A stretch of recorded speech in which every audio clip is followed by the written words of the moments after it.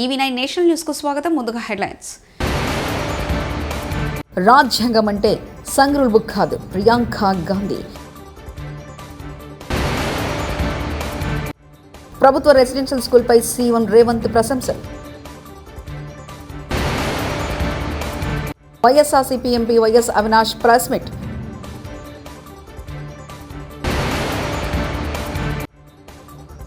Jubilee హిల్స్లోని నివాసానికి చేరుకున్న అల్లు అర్జున్. భారత రాజ్యాంగం అంటే సంఘ్ రూపొందించిన నియమాలు విధానాల పుస్తకం కాదని, విషయం ప్రధాని మోదీకి ఇంకా అర్థం కానట్టు ఉందని కాంగ్రెస్ ఎంపీ ప్రియాంక గాంధీ అన్నారు. ఈ లోక్సభ ఎన్నికల్లో బీజేపీ ఏకపక్షంగా అధికారంలోకి వచ్చి ఉంటే రాజ్యాంగాన్ని మార్చే ప్రక్రియను ప్రారంభించేదన్నారు. భారత రాజ్యాంగం అమల్లోకి వచ్చే 75 వసంతాల్లోకి అడుగుపెట్టిన సందర్భాన్ని పురస్కరించుకొని లోక్సభలో 2 రోజుల ప్రత్యేక చర్చ శుక్రవారం మొదలైంది. ఈ చర్చను కేంద్ర ప్రభుత్వం తరఫున రక్షణ శాఖ మంత్రి రాజ్నాథ్ సింగ్ ప్రారంభించారు. విపక్షాల తరఫున తొలుత ప్రియాంక గాంధీ ప్రసంగించారు. లోక్సభలో ప్రియాంక మొట్టమొదటి ప్రసంగం ఇదే కావడం విశేషం. ఈ సందర్భంగా బీజేపీపై తీవ్ర విమర్శలు గుప్పించారు. న్యాయానికి, ఐక్యతకు, భావ ప్రకటన స్వేచ్ఛకు రాజ్యాంగమే రక్షణ కవచమని పేర్కొన్నారు. इस तरफ दाग, उस तरफ स्वच्छता, और मेरे कई ऐसे साथी हैं जो इस तरफ होते थे उस तरफ चले गए. मुझे दिख भी रहे हैं, वॉशिंग मशीन में शायद धुल गए हैं. విద్యార్థుల్లో నైపుణ్యాలను పెంపొందించి తెలంగాణ పునర్నిర్మాణంలో భాగస్వాములను చేయాలని ప్రభుత్వం కృషి చేస్తుందని ముఖ్యమంత్రి రేవంత్ రెడ్డి అన్నారు. జిల్లాలోని మొయినాబాద్ మండలం చిలుకూరులో టీజీ సోషల్ వెల్ఫేర్ రెసిడెన్షియల్ స్కూల్లో కామన్ డైట్ ప్లాన్ ప్రారంభోత్సవ కార్యక్రమంలో సీఎం రేవంత్ ముఖ్య అతిథిగా హాజరయ్యారు. ఈ సందర్భంగా రాష్ట్రంలోని అన్ని ప్రభుత్వ హాస్టళ్లు, గురుకులాల్లో కామన్ డైట్ ప్లాన్ కార్యక్రమాన్ని రేవంత్ ప్రారంభించారు. అనంతరం సీఎం మాట్లాడుతూ ప్రభుత్వ రెసిడెన్షియల్ స్కూల్లో ప్రతిభ కలిగిన విద్యార్థులున్నారనే నమ్మకం, ఆత్మవిశ్వాసం కలిగించినందుకు ధన్యవాదాలు తెలిపారు. కొన్నేళ్లుగా ప్రైవేట్ పాఠశాలలో విద్యార్థులకు టాలెంట్ ఎక్కువని, ప్రభుత్వ పాఠశాలలో విద్యార్థులు తక్కువనే అపోహ బలంగా నాటుకుపోయిందని, అలాంటి అపోహలను తొలగించాలని ప్రజాప్రభుత్వం ప్రయత్నిస్తుందన్నారు. ఉమ్మడి రాష్ట్రంలో పివి నరసింహారావు మొట్టమొదటిసారిగా రెసిడెన్షియల్ స్కూల్ ప్రారంభించారని తెలిపారు. మరి వాళ్ళ పిల్లలు మనల్ని నమ్మి, ఈ ప్రభుత్వాన్ని నమ్మి, ఈ సిబ్బందిని నమ్మి ఈ రెసిడెన్షియల్ స్కూల్స్లో వాళ్ళ పిల్లలను చేర్పిస్తే వాళ్ళ సంక్షేమము, వాళ్ళ యోగక్షేమాలు మనం సరైన విధంగా చూడకుండా నిర్లక్ష్యం చేస్తే ఆ పిల్లలు చనిపోతే ఆ బాధ్యత ఎవరు తీసుకోవాలి? ఇది మన గౌరవం, మన ప్రతిష్టను పెంచేదా, లేకపోతే మన గౌరవ ప్రతిష్ట మస్కబారేదా? ఈరోజు మనందరం ఆత్మ పరిశీలన చేసుకోవాలి. నేను విద్యార్థులకు కూడా మీరు మెస్ కమిటీలాగా పెట్టుకోండి. నేను అధికారులకు కూడా సూచన చేస్తున్నా. ఇదే విద్యార్థులను ఒక మెస్ కమిటీగా పెడితే వండే కాడ నుంచి వడ్డించే వరకు ఈ పిల్లలే స్వయంగా పర్యవేక్షించిండ్రు అనుకో, వాళ్ళ కోసం వండే వంట నాణ్యత ఉందా లేదా, వాళ్ళ కోసం వడ్డించే భోజనం నాణ్యత ఉందా లేదా అనేది పరిశీలించుకునే అవకాశం వాళ్ళకే ఇస్తే వాళ్ళు మానిటరింగ్ చేసుకుంటారు. ఎక్కడైనా తప్పిదం జరిగితే వాళ్ళే సరిదిద్దుకునే అవకాశం ఉంటుంది. కాబట్టి ఆల్ రెసిడెన్షియల్ స్కూల్స్లో నేను అధికారులకు సూచన చేస్తున్నా, మెస్ మేనేజ్మెంట్ కమిటీలను విద్యార్థుల నుంచి ఒక కమిటీని ఫామ్ చేసి వాళ్ళ నుంచే కొంతమందిని వండే కాడ నుంచి పరిశీలించడానికి పెట్టుకుంటే వాళ్ళే సూపర్వైజ్ చేసుకుంటారు. పిల్లలు ఆసుపత్రిలో ఉంటే ప్రభుత్వ వైఫల్యం బయటకు వస్తుందని హాస్టల్లోనే పెట్టి చికిత్స చేస్తున్నారు. హాస్టల్లో, ఆసుపత్రిలో ఉండే ఫెసిలిటీస్ ఉంటాయా? ఇప్పుడు ఇది కాస్త సీరియస్ అయి పరిస్థితి చేదాటిన తర్వాత ఇప్పుడు నిమ్స్ ఆసుపత్రికి తీసుకొచ్చారు. హరీష్ రావు వ్యాఖ్యానించారు. తీసుకుపోయి హాస్టల్లోనే ట్రీట్మెంట్ ఇచ్చారు. హాస్టల్లో ఆ ఫెసిలిటీస్ ఉంటాయా? జిల్లా ఆసుపత్రిలో ఒక ఐసీయూ ఉంటుంది, ఎమర్జెన్సీ విభాగం ఉంటుంది, స్పెషలైజ్డ్ డాక్టర్స్ ఉంటారు. కానీ ఆసుపత్రిలో పిల్లలుంటే ప్రభుత్వానికి చెడ్డ పేరుస్తుందని తమ తప్పిదాలను కప్పిపుచ్చడానికి పిల్లల్ని తీసుకుపోయి హాస్టల్లో పెట్టి ట్రీట్మెంట్ ఇచ్చిండ్రు. అదేమైంది? అది కాస్త సీరియస్ అయిపోయి పరిస్థితి చేయి దాటిన తర్వాత ఇప్పుడు నిమ్స్ ఆసుపత్రికి తీసుకొచ్చారు. అంటే is it not the negligence? నిజంగా మీరు ముందే వాళ్ళను జాగ్రత్తగా పెద్ద ఆసుపత్రికి తీసుకొచ్చి ఉంటే ఈ సమస్య వస్తుందా? Last time Wankidi Chanchalguda jail నుంచి విడుదలైన అల్లు అర్జున్ జూబ్లీ హిల్స్లోని తన నివాసానికి చేరుకున్నారు. ఆయనకు కుటుంబ సభ్యులు దిష్టి తీసి స్వాగతం పలికారు. తన కుమారుడు, కుమార్తెను అల్లు అర్జున్ ఆప్యాయంగా ఎత్తుకున్నారు. సతీమణి స్నేహ ఆయనను ఆలింగనం చేసుకుని భావోద్వేగానికి గురయ్యారు.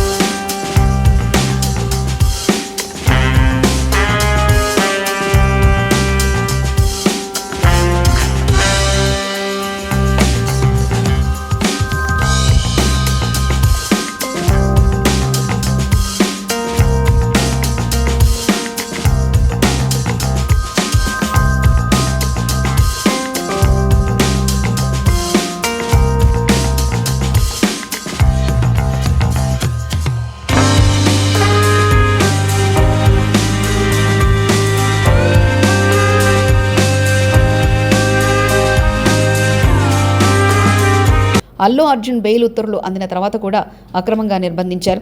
హైకోర్టు బెయిల్ ఉత్తర్వులు తక్షణం విడుదల చేయాలని స్పష్టంగా ఉన్నా జైలు అధికారులు పాటించలేదు. అందుకు ప్రభుత్వం సమాధానం చెప్పాలి. ఈ అంశంపై తదుపరి న్యాయ ప్రక్రియ కొనసాగుతుందని పేర్కొన్నారు అల్లు అర్జున్ తరఫు న్యాయవాది Ashok Reddy. Specific that forthwith the moment you receive the order you have to release an essay. Despite clear order they did not release. Now they have to answer. జైల్లో ఉండకూడదని చెప్పేసి కూడా నేను హైకోర్టు ఆదేశాలు ఇచ్చింది. ఉన్నదండి. That కానీ is కూడా ఇప్పుడు ఉన్నది. దీన్ని ఏ విధంగా మరి తీసుకుంటారు మీరు? we have to take further steps and legally what is permissible we will take. Sir, what is the kind of, are we going to initiate any legal action? Yes, regarding definitely. Definitely this is an illegal arrest, illegal detention. We will take legal steps and But as of now, he has left from the. yes, he has been released. కష్ట సమయంలో తనకు మద్దతుగా నిలిచిన వారందరికీ నటుడు అల్లు అర్జున్ కృతజ్ఞతలు తెలిపారు. Chanchalguda jail నుంచి విడుదలైన అనంతరం ఆయన నివాసంలో ప్రెస్ మీట్ నిర్వహించారు. ఈ సందర్భంగా ఆయన మాట్లాడారు. So like to tell that I'm a law-abiding citizen. I respect the law, and I will cooperate with them, and I'll do the needful. And very importantly, I would like to give my condolences once again to the family. It is very, very unfortunate that we went to watch a film and there was an accident. That is totally unintentional. We went to watch a movie, and due to an unfortunate accident, there's been a loss of a person. And we're always very sorry for whatever's genuinely happened. And it's purely out of my personal control. And I have been doing that for the last 20 years. Last 20 years I've been going to watch my films, and I've been to that place not just only for my uncle's films. I've been there more than 30 times in my life. Never something like this has ever happened. It is purely accidental, purely unfortunate, and I will be there for the family to support them in whatever way I can. We can never cover the loss of the death of a person, but in whatever possible way I will be there for the family to support them. And once again, I'd like to thank each and every one of you from all over. बहुत शुक्रिया सबके लिए. అందరికీ ప్రతి ఒక్కరికి చూసే ప్రతి ఒక్కరికి ధన్యవాదాలు తెలియజేసుకుంటున్నాను. Thank you. తిరుమల శ్రీవారిని నటుడు వరుణ్ తేజ్ సతీమణి లావణ్యాత్రి పట్టి దర్శించుకున్నారు. శనివారం వీఐపీ ప్రారంభ విరామ దర్శన సమయంలో ఆమె స్వామివారి సేవలో పాల్గొన్నారు. నటుడు నవీన్ చంద్ర కూడా స్వామివారిని దర్శించుకున్నారు. తిరుమల తిరుపతి దేవస్థాన అధికారులు వీరికి స్వాగతం పలికి దర్శన ఏర్పాట్లు చేశారు. దర్శనం అనంతరం వీరికి పండితులు ఆశీర్వచనం చేసి స్వామివారి తీర్థప్రసాదాలు అందజేశారు.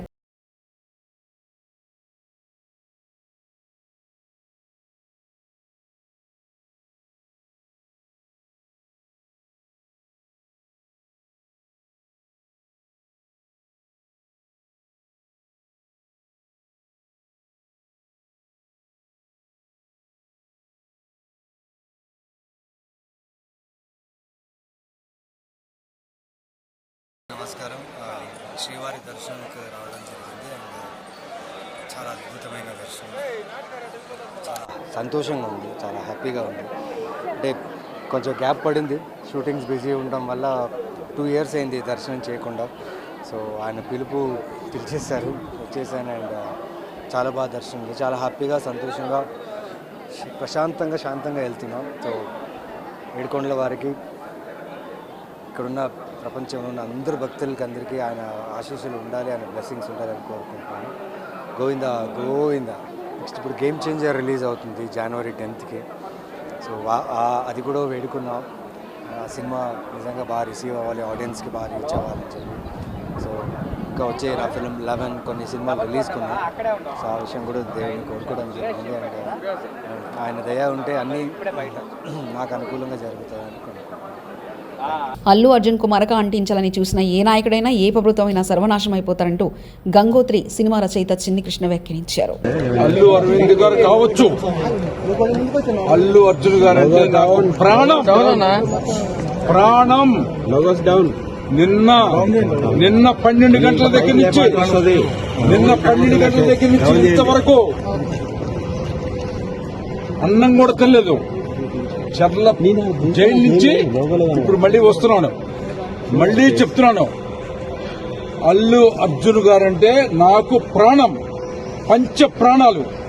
గంగోత్రి అనే గంగా నదిలో స్నానం చేసి హీరో చేసిన వ్యక్తికి మరకలు అంటించడానికి ప్రయత్నం చేసినటువంటి ఏ వ్యక్తి అయినా, ఏ నాయకుడైనా, ఏ ప్రభుత్వం అయినా సర్వనాశనం అయిపోద్ది. గుర్తుపెట్టుకోండి, అతను అల్లు అర్జున్ అనే ఒక అద్భుతమైనటువంటి ఈ దేశానికి, ఈ ప్రపంచానికి ఒక కొత్త నిర్వచనం చెప్పినటువంటి నా హీరో నింద వేయటము, అరెస్ట్ చేయటము అనేది అమానుషం, నీచం, నికృష్టం. ఎందుకంటే అల్లు అర్జున్ గారు కూటమి సర్కార్ పాలనలో వైఎస్ఆర్సీపీ నేతల టార్గెట్ కార్యక్రమాలు కొనసాగుతూనే ఉంది. సాగునీటి సంఘాల ఎన్నికల నేపథ్యంలో రెండో రోజు కూడా కడప ఎంపీ అవినాష్ రెడ్డిని పోలీసులు హౌస్ అరెస్ట్ చేశారు. వైఎస్ఆర్సీపీ నేతలు తాము ఎన్నికలు బహిష్కరిస్తామని చెప్పినా అరెస్టుల పర్వం ఇంకా కొనసాగుతూనే ఉంది. శనివారం తెల్లవారుజామున అవినాష్ రెడ్డి ఇంటికి చేరుకున్న పోలీసులు ఆయన్ని హౌస్ అరెస్ట్ చేశారు. ఈ క్రమంలో అవినాష్ రెడ్డి ఇంటి వద్ద భారీ బందోబస్తు ఏర్పాటు చేశారు. చూస్తూ ఉన్నారు. ఒక్కసారి మీ అందరూ కూడా గమనించండి. సహజంగా ఈ ప్రభుత్వము ఇరిగేషన్ డిపార్ట్మెంటు ఈ ఎన్నికలు కండక్ట్ చేస్తూ ఉంది. ఈ ఎన్నికల్లో ప్రధానంగా ఎవరైనా రైతు కంటెస్ట్ చేయాలి అంటే ఈ ఎన్నికల్లో టీసీ మెంబర్గా కంటెస్ట్ చేయాలంటే ఆ రైతుకు సంబంధించిన నీటి బకాయిలు అప్ టు డేట్ కట్టి ఉండాలా, విఆర్ఓ దగ్గర నోట్ యూజ్ సర్టిఫికేట్ తీసుకొని ఉండాలనేది మ్యాండేటరీ. అవి ఉంటేనే ఆ రైతు పెట్టే నామినేషన్ వ్యాలిడ్ అవుతుంది. అవి లేకపోతే ఆ నామినేషన్ ఇన్వాలిడ్, అంటే చెల్లదు. ఇది ప్రభుత్వం పెట్టిన నిబంధన, తెలుగుదేశం ప్రభుత్వం పెట్టిన నిబంధన ఇది. మరి ఆ నిబంధనలో భాగంగా నిజంగా వీళ్ళు ఎన్నికలు కోరుకునే వాళ్ళైతే విఆర్ఓలు అందుబాటులో ఉండి ఏ రైతు పోయినా కూడా పన్ను కట్టించుకొని నోటీస్ సర్టిఫికేట్ ఇచ్చే విధంగా ఉండాలి. కానీ అదేమీ కాబట్లే వీళ్ళకు. సగం మంది విఆర్ఓలు ఫోన్లు ఆఫ్ చేసుకొని ఉండారు. ఒక్క మాటలో చెప్పాలంటే మొత్తం విఆర్ఓలందరినీ మండల ఆఫీస్కి తరలించారు. అసలు ఏం పని, మండల ఆఫీసుల్లో 2 రోజుల పాటు విఆర్ఓలందరినీ మండల ఆఫీసులో పెట్టుకోవాల్సిన అవసరం ఏముంది అని చెప్పి మిమ్మల్ని అడుగుతా ఉన్నా. విఆర్ఓలందరూ కూడా సచివాలయాల్లో, గ్రామ సచివాలయాల్లో అందుబాటులో ఉండాలి. రైతులు వస్తే రైతుకు సంబంధించిన పన్ను బకాయి కట్టించుకొని వాళ్ళకు నోటీస్ సర్టిఫికేట్ ఇవ్వాలా. అలా ఏ ఒక్క విఆర్ఓను కూడా అందుబాటులో పెట్టకుండా అందరినీ మండల కేంద్రంలోకి తీసుకొని పోయి మండల ఆఫీసులో జైల్లో ఖైదీలను బంధించినట్టు విఆర్ఓలను బంధించి బయట పోలీసులను అడ్డు పెట్టుకొని ఏ ఒక్క వైఎస్ఆర్ కాంగ్రెస్ పార్టీ నాయకుడు, ఏ ఒక్క రైతు లోపలికి వెళ్లకుండా అడ్డుకొని మీరు చేస్తూ ఉంది. దీన్ని రాజకీయం అంటారా? ఇది చేతకాని దద్దమ్మలు చేసే రాజకీయం ఇది. ఇంకా మాట్లాడాలంటే పల్లెటూళ్ళ భాషలో చెప్తే ఫీల్ అవుతాడేమో ఆయన. నిజంగా ప్రజాస్వామ్యబద్ధంగా ఎన్నికలు కానీ జరిగి ఉంటే, రైతులు ఓటు వేసి ఉంటే, పులివెందుల ఇన్ఛార్జు, టీడీపీ ఇన్ఛార్జు రైతులు, పులివెందుల రైతులు సొక్కా ప్యాంటు ఇప్పి చంద్రబాబు నాయుడు మీద ప్రజల ముందు నిలబెట్టేవాళ్ళు. ప్రజాస్వామ్యబద్ధంగా ఎన్నికలు జరిగి ఉంటే ఆ ధైర్యం లేదు వీళ్ళకు, ఆ తెగువ లేదు. మీరు గతంలో ఎన్నికలు చూసింటారు, హోరాహోరీగా తలపడేది చూసింటారు. కానీ ఈ మాదిరి క్యాండిడేట్స్ కంటెస్ట్ చేస్తే ఓడిపోతామనే భయంతో నోటీస్ సర్టిఫికేట్ కూడా క్యాండిడేట్లకు, అభ్యర్థులకు అందించకుండా ఉండే. రాజ్యాంగం అంటే సంగ్రూల్ బుక్ కాదు. ప్రియాంక గాంధీ. ప్రభుత్వ రెసిడెన్షియల్ స్కూల్పై సీఎం రేవంత్ ప్రశంసలు. YSRCP MP YS Avinash press meet.